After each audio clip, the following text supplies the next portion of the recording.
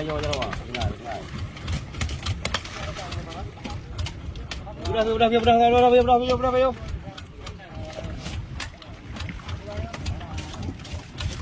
Kita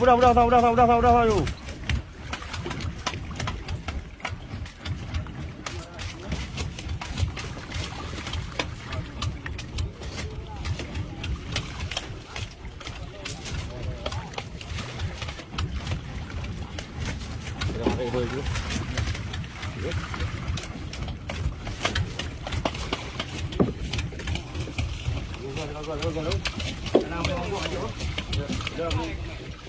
Go.